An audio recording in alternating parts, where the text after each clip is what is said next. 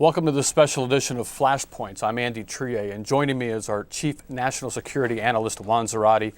Juan, thanks for joining us. Let's get right to it. The escalating threat of al-Qaeda in Yemen.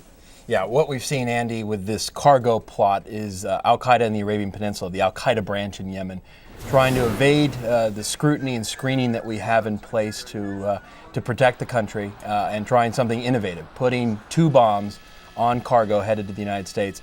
Authorities now think those were set with timing devices likely to go off at some point in mid-shipment when the cargo aircraft was in air, or perhaps even a civilian aircraft carrying the packages would be in midair. But it's clear this was a serious plot intended to do great harm. And fortunately, we had good intelligence, thanks to cooperation with the Saudi government, that allowed us to actually pinpoint where those packages were and ultimately to defuse them. And this is not a one-off from what we call AQAP, al-Qaeda in the Arabian Peninsula. Last December, they tried to blow up a civilian airliner over Detroit. Absolutely. The problem with al-Qaeda in the Arabian Peninsula is that this is the most active of the al-Qaeda affiliates out there, led by hardened al-Qaeda types with deep ties with bin Laden. Back in February 2006, 23 of them made probably the most important jailbreak in the post-9/11 terrorist context, when 23 of them escaped, including the current leader, Nasser al-Waishi of this group. Right.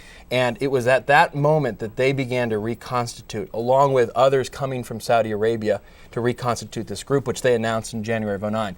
Now what's happening is this group is not only causing problems in Yemen with assassinations, oil pipeline disruptions and such, and assassination attempts in Saudi Arabia, but they are also now serving as what I call a lily pad or strategic outpost to try to hit the United States. We saw it on December 25th with Abdul Muttalib, the failed Detroit the underwear bomber. The underwear bomber. We've seen it now here, and authorities now are really worried that this has now become an alternate platform for al-Qaeda to try to hit the United States. And making this interesting is near the top of the leadership structure of AQAP is an American. Absolutely. You have Anwar al-Awlaki, now I think well known to many Americans, the Yemeni American cleric who has, in my opinion, served as a siren song for recruits, bringing Westerners into this group. And he's also served as a strategic and operational voice for al-Qaeda. And so I think he's helping with the external operations, thinking through how to throw us into chaos. And I think in some ways what this group is doing is they're not planning for the spectacular attacks. They'll take that if they can get it. Right. But what they're trying to do is foment chaos. And so they're going for disruption, perhaps, versus destruction. So in some ways they see this, even though these bombs didn't go off, even though they didn't kill anybody, they probably see this as a victory because it's causing a lot of angst, causing us to throw resources at the problem, causing us to quarantine Yemen in some ways. Shipments now are quarantined out of Yemen into Europe and into the United States. And so this is a different model in part, and it's driven by some of these Americans. There's another American there named Samir Khan, who's helping with their online journal called Inspire, which we've seen 2 editions of. Right. And so an online English language magazine, an al-Qaeda magazine on the internet. Exactly, and all intended to sort of throw spaghetti at the wall, see if people will be inspired to take action on their own. That's what al-Awlaki has talked about now.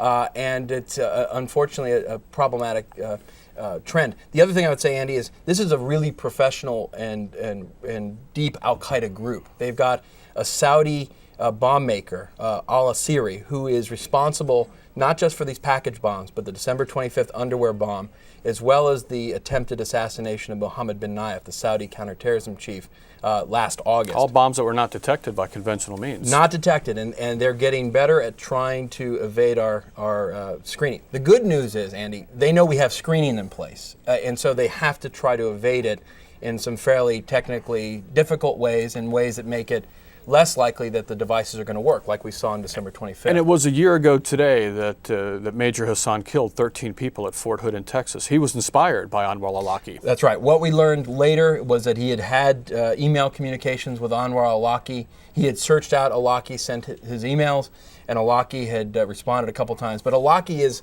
a known figure in the jihadi world. He's had cassette tapes out there. He's been on the internet, and he really has been a siren song for this jihadi movement, now driven in part out of Yemen. And YouTube a couple of days ago pulled his videos from the YouTube world, but they're still out on the internet. That's right. The European plot, the plot that we read about and covered a couple months ago on hitting European targets, is this related at all to the cargo bombs, to AQAP or Al-Qaeda in general? It's not related directly, but it is related in that both come from Al-Qaeda or branches of Al-Qaeda. And I think it's a great question, Andy, because I think we tend to thrash in the media and in the public and even in government from one threat to the next based on the most recent plot. And we tend to forget that these... How did that package get on that plane? And yeah, we're all and focused we're focused on that.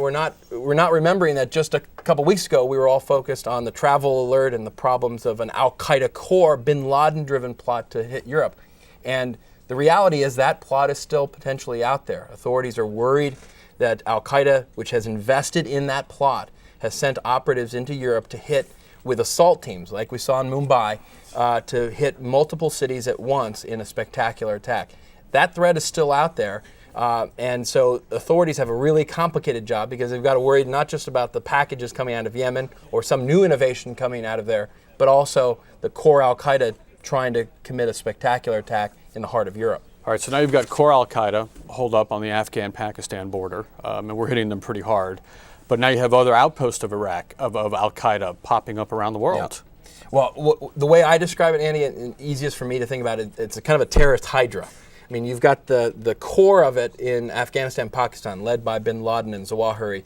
But then you have these regional affiliates with varying degrees of expertise and ability to operate. But the main one being in Yemen, where you've got these hardened fighters, these Saudi Yemenis drawing Westerners, who are then not only fomenting problems and causing attacks in the region, but trying to hit the West. You've got groups like Al-Shabaab, a militant group in Somalia, with ideological ties to Al-Qaeda and growing ties to this group in Yemen. You've got the group in North Africa, Al-Qaeda in the Islamic Maghreb, that's holding French hostages, for example. We've talked about that a lot on Flashpoints.